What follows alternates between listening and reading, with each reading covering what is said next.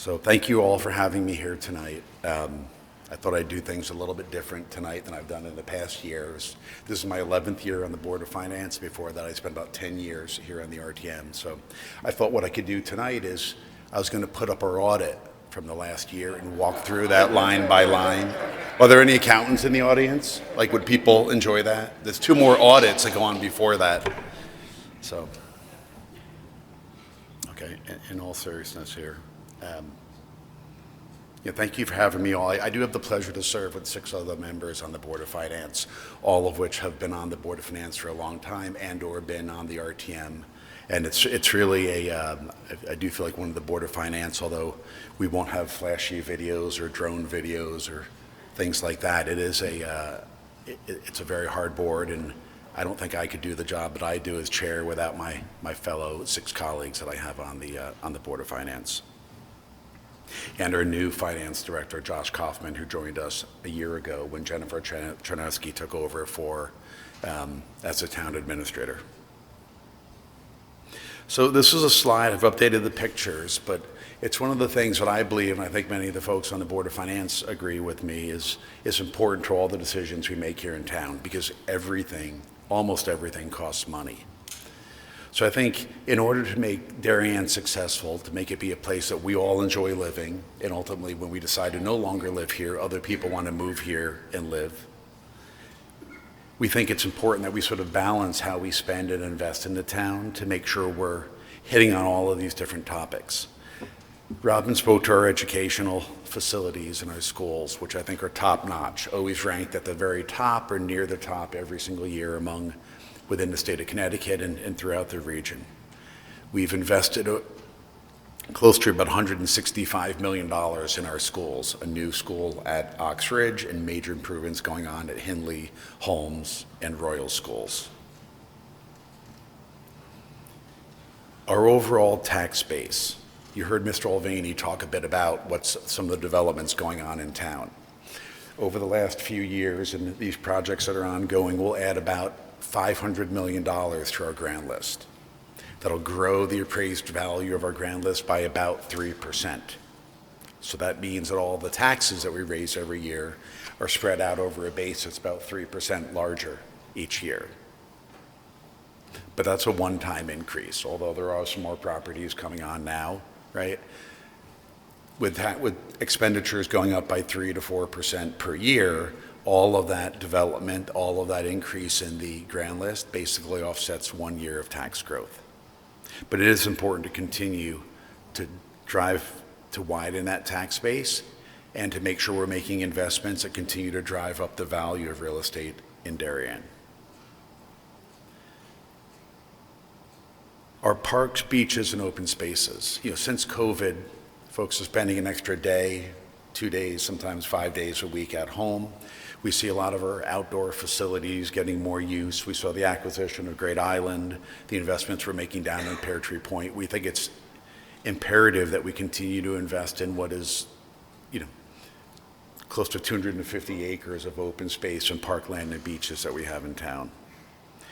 We think in making sure we continue to invest in dependable public services. That's fire, police, EMS. We're very lucky that all of the volunteers at our Post 53 and the fire departments are all not paid. We do facilitate investments in fire trucks and other equipment and so forth. But if you look at public works, police, parks and rec, all of the staff that makes everything in town actually happen, we need to make sure we continue to invest in those. Geographically, there's not much we can do to change that. But we do continue to be located close to New York City on the Long Island Sound, in an area which, despite seeing more and more traffic every year, is a very attractive place to live geographically. And up until now, and hopefully in the future, we've been able to make this all happen by being fiscally responsible and creating what I would say is a competitive tax and value combination for when folks move to town, great services, great education, and also an attractive tax rate. I think as we talk about new additions and new investments in our towns, whether it be on sidewalks, facilities, Great Island, our schools. We need to make sure that we keep the financial picture in mind. Looking back at fiscal 2025, we're in the process of finishing up the audit. Should be done in the next few weeks here. So these numbers are all preliminary until we pass the audit, but I've broken this graphic up a little bit differently than I have in last year's. And so on the top, we're going to talk about revenues. I've broken it up between what I call non-capital related revenues and capital related revenues. On the tax side, you saw that we raised 1.6 million more in taxes than we had expected. Part of that was due to conservative estimates in our collection rate. You may recall, particularly many of you on F&B, we assume we collect 99.5% of our taxes. This year we moved it up to 99.6%, as we've seen continued extremely high collection rates. So that was 1.6 million of a surplus. On the other side, we collected other revenues, which include fees that you pay at town hall and the town clerk's office, and investment income. That was about $900,000 greater than what we had budgeted. One of the biggest increases was in investment earnings. The yield curve, the short end of the yield curve stayed a little bit higher, a little bit longer than we thought, and based on the amount of bond proceeds, that all sort of helped to generate some incremental investment revenues. So all in all, on the revenue side, we collected 2.4 million than we expected to collect. On the expense side, I'm going to drop down to the second one. On the town side, and excluding debt service, but all the town services and the library, we had a $1.4 million surplus. Part of that was due to staffing, positions that we were not able to fill, including at our police department. The Board of Education returned about $600,000. They had a $600,000 surplus. A lot of that was driven by excess, or I should say, higher than expected grant receipts under the ECR funding that supplements special education. And then in our debt service, well, that was spot on because that's underneath the Board of Finance's control. Cue the laugh. Okay, so if you're counting, we collected 2.4 million more than we expected, and we spent 2 million less than what we expected. So that should mean that we're 4.4 million ahead of budget. Well, the way that we actually approve a lot of the capital expenditures, you may know, for the 2026 capital that you all voted on last May, we actually take that out of the 2025 budget. So when you back out the $3 million of capital that we approved out of the general fund last year, and then about 100,000 that you all approved as a supplemental appropriation to fund a few of the facilities hires that we made at the police station, that leaves us with a net increase in the general fund reserves, the rainy day fund, if we refer to it, as 1.3 million. So another good year, collected more revenue than we expected. We've continued to tighten in our assumptions, and on the expenditure side, both on the Board of Ed and the Board of Selectmen side, they found surpluses, virtually all of which were returned back to the coffers, if you will, to be used next year. How do we compare when you look at local property taxes? On this graphic, I've updated this from what I showed last year. I outline for 8 different surrounding towns what the mill rates are and how they've fared over the past 11 years. On the very bottom in the orange, if you can see in the back, that's Greenwich. Greenwich, given its sort of larger than average commercial base, has always had a historically lower mill rate and higher home values. Just above that, the dark blue line, the blue wave as I call it, right, is Darien. So we have among the lowest mill rates in the entire state of Connecticut out of the 169 towns. Part of that, I think, is due to the way in which we run our expenditures and so forth, and the care that we put into making investments in this town. Part of it's also based on the fact that home values in Darien have continued to rise, and over the last 5 years, the average home in Darien rate increased by about 25%. We saw that in last year's valuation. When you look at the far right-hand side of this graph, you'll see everything pretty much went up and to the right. There were no revaluations that took place in the last 12 months. So these are all sort of apples to apples comparisons. If you look back to the left, you'll see some sharp dives. Well, that's when if you recall, when we revalued all the properties, grand list grew, so the mill rate declined to create, a sort of relatively moderate year-over-year increase in revenue. If I was to zoom in on the blue line there in Darien, you would see it kicked up. The Darien mill rate is about 8% lower than New Canaan, our neighbor to the north, and it's about 22% higher than Greenwich. But if you look at the steepness of that line, what I would point to is our mill rate went up by about 5.5% last year. Part of that were due to some one-time increases and some of the debt service with some of our other projects in terms of Oxford, Great Island, and HHR all coming on board. But our mill rate went up by 5.5% versus the average of all 8 of these went up by 2.7%.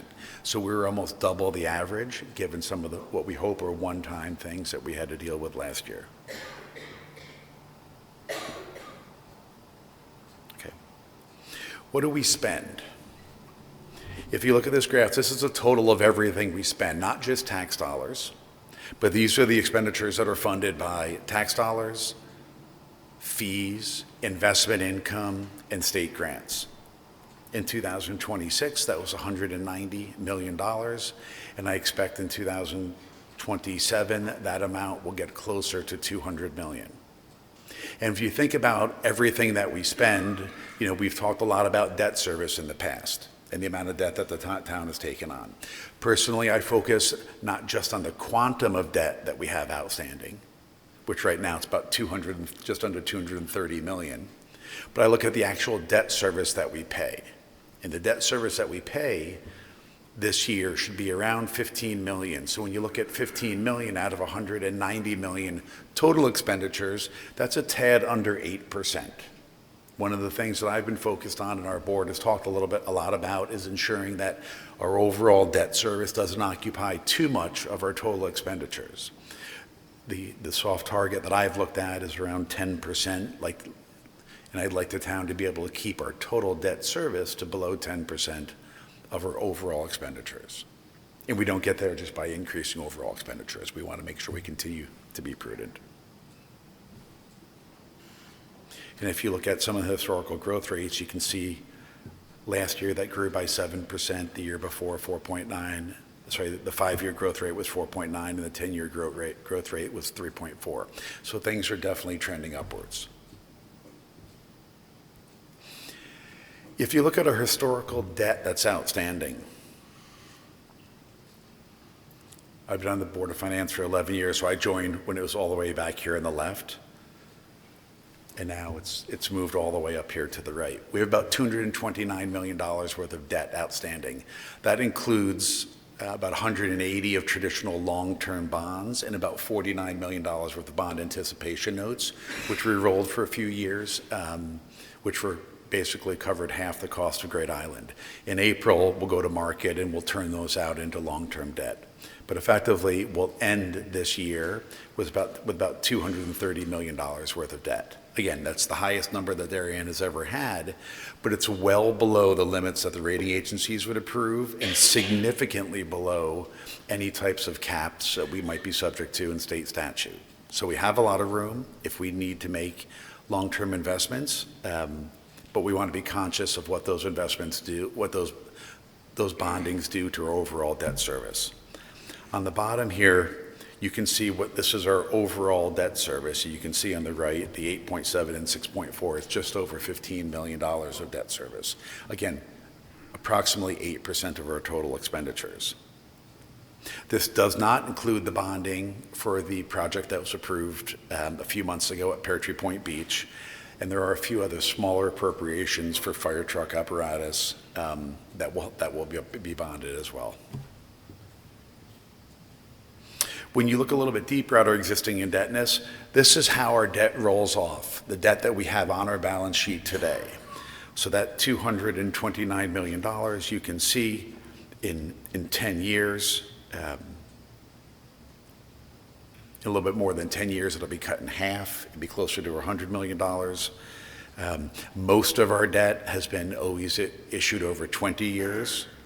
The purchase of Great Island, because the state allows us to issue 30-year debt for the acquisition of land, that's the only project that we bonded over 30 years in the past, the past 20 years. If you look at what that means from a debt service perspective, you can see debt service now is around $15 million. It'll tick up a little bit as we bond out, as we term out this ban right here. But generally, it's level debt service for the next 10 years and then starts to trail off. So what this means is any new bonding will effectively be placed on top of that. And so we'll have to follow closely what the speed of debt service growth is as a percentage of our overall spending. The Board of Education and School Services occupy about 75% of our overall spending when you look at the operating expenses and the debt service associated with all the school projects and compare that to the town operating expenses and all of the debt service on their projects. So we obviously study that operating budget and their capital expenditures very closely as well. The biggest driver on the education side is the sheer number of students. You can see from this graphic about 10 years ago, enrollment peaked just below 5,000 students. And with absent a few years in 21 and 22 post-COVID, generally that has trended down. Over the past 10 years, our total student enrollment has dropped by 9%. Now that doesn't mean that every school has dropped by 9%. We're seeing different rates of change in the secondary schools as we are in the elementary schools. And we've made some investments in HHR and previously in Oxbridge to account for some of the changing demographics of our students, but this is something to kind of keep an eye on as we continue to invest in our facilities. I think as Robin mentioned, that the Board of Ed recently had a enrollment report which showed enrollment starting to tick up, but we'll have to watch that closely because, total enrollment in Darien has always been a little bit hard to predict just given that the town is, absent some of the new developments that are taking place. We're about 99.5% developed. There's not a lot of open lots for new single-family homes. On the bottom side is expenditures per student. You can see that this has continued to trend up over time, although you can see different than some of our other expenditures, the total expenditures per student has actually started to decline in the rate of growth. Interest rates. Interest rates really affect the town in two different ways. One, in terms of when we borrow money. When we borrow money, we're generally borrowing it on a tax-exempt basis.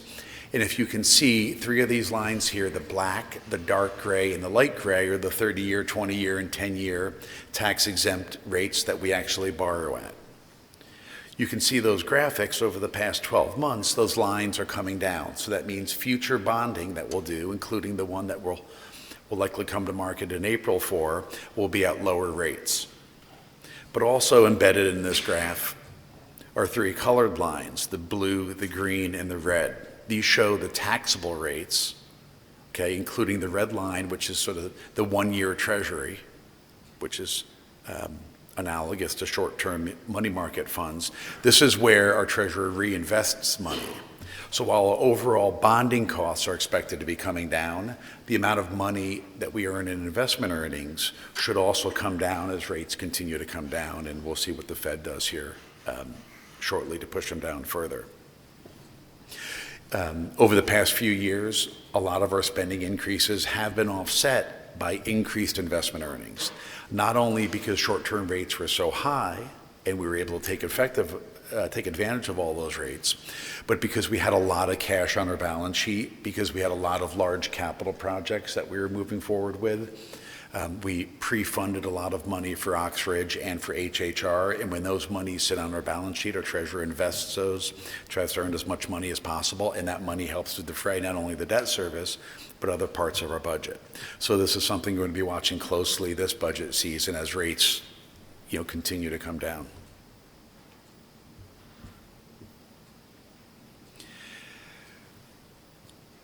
I'll be brief on this slide. This is something we went over last year as well, right? Our guidance for this year is both the Board of Selectmen and the Board of Education need to really think about and prioritize what they're spending their money on to make sure that they're getting the best bang for the buck, and it's being spent on the services and the capital that they think is provides the highest return to our residents. I think I speak for the entire board when I say we have a great working relationship with the Board of Ed, the superintendent and his staff, as well as the Board of Selectmen, town administrator, and all the town staff. I think it's a real partnership. The number of things that both of these boards and the Board of Finance and the RTM all have to sort of tackle together. Certainly my experience has been it's been a very partnership type of approach, and I expect it to stay the same way. This is another graphic I put up last year, and I got a lot of comments on it, so I wanted to briefly touch on it again. These are all the things that really influence the overall tax rate that we need to charge our residents. We really need to be thinking about the timing and size of capital projects. All of the capital projects I think that are being considered have all been well thought out, I think can add a lot of value to our community. But because all of these capital projects come with additional debt and or taxation, which create debt service and could crowd out operating expenses, we need to very carefully think through what projects we're going to work on and how we're going to stage them to make sure it doesn't have an unexpected increase on the size of our for our taxation. Contracts. Robin and I think Peter talked a little bit about the teacher's contract. I was on that committee with Robin and some of her colleagues to help renegotiate that. I think that was a great example of a contract that the Board of Ed that looked at sort of how we compensate our teachers, which are our largest sort of employee base, looked at what their priorities were, how they were trying to attract new ones, looked at the overall cost of health insurance, and in the end took what I thought was a very holistic approach with the union to finding out something that was kind of provided what the school needed, what the staff needed, and what we thought was financially feasible long term. On the bottom left, the grand list growth. Right? I mentioned the $500 million worth of grand list growth, which basically added 3% to our grand list. That's great because it spreads the expenses out over a larger base. But we should all be cognizant of when the grand list is growing and we are adding all of these new developments, there are additional costs that come along with that. We've had to increase our staffing on the fire marshal side, increase our staffing on the health department side, in the building and planning department side. So as the town grows, the expenses, the number of employees, FTEs that we need to service all of these facilities grows as well.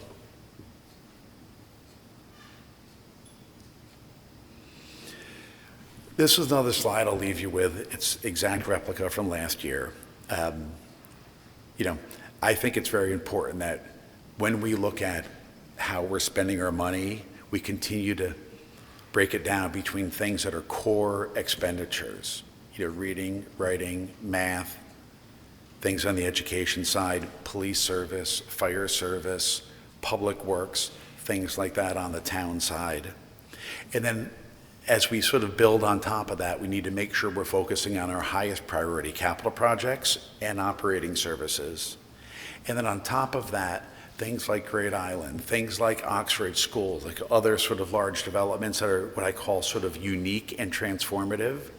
We need to really think about those. We need to make sure they're not going to add unduly to our operating costs, and make sure that we stage a lot of those investments so we can continue to build and expand Darien, but do it sort of judiciously over time.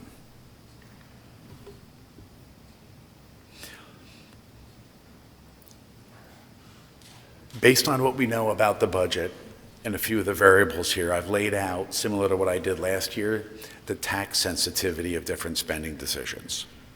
Okay? In big red letters, I put this here, this is preliminary, right? But if we make some assumptions and we assume that the grand list grows by 75 basis points,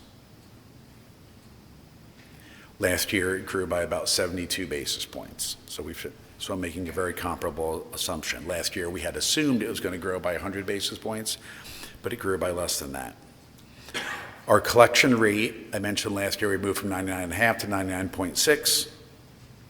The debt service growth, based on where rates are today and the bonding that we're going to do, and the bonding structure that we'll use, we expect debt service will grow by about 4.5%. And then if I look at investment earnings, we're assuming the dollar amount of investment earnings that we'll be able to program into this budget will be less than last year. That's in part because we're just going to have less dollars. Last year we had a lot of bond proceeds on hand that our treasurer was able to sort of strategically invest, but also interest rates are coming down. So given the quantity of dollars and the interest rate that we'll invest them, we expect that will come down. Using those four assumptions as core, I then put together two different analyses. What happens on the spending side, and I lump both capital, Board of Ed, and Board of Selectmen together, and that's across the top of the columns of the top chart. And on the left side, I look at the amount of dollars, excess reserves that we'll have on hand in our general fund that we can contribute in lieu of taxing our residents. Last year, we contributed $3 million. And the expectation was that we'd probably have $2 to $3 million left over this year to be able to contribute. You saw from the graph where we ended, we expect to deposit an extra $1.3 million back into the general fund. And if we account for some growth in our overall budget, then it's likely that we'll be able to contribute somewhere between $1.5 and $2.5 million from the general fund this year. So the way to read this graphic is across the top is where the spending decisions of the Board of Ed and Board of Selectmen end up, both on the operating and capital side. And the left side is the amount of cash we can contribute from on hand. And in the middle, that's what would happen to the resulting tax levy, the total dollars of taxes that we need to raise. So in that green area, you can see that it ranges from like 4.6 to 5. The bottom graph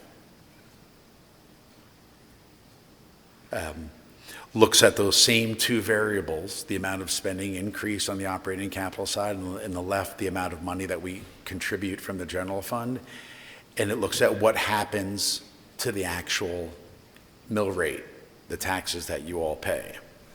The reason the bottom numbers are always lower than the top numbers is because when there's grand list growth, that spreads the taxes over a higher number. So if total tax collections going up by 4% and the grand list is going up by 1%, then your mill rate will go up by approximately 3%. So that's what these two graphs right here show a very early read in terms of what different spending decisions, what the effect of those could be on the overall mill rate. So that's it. Hopefully halftime is not over. Thank you very much.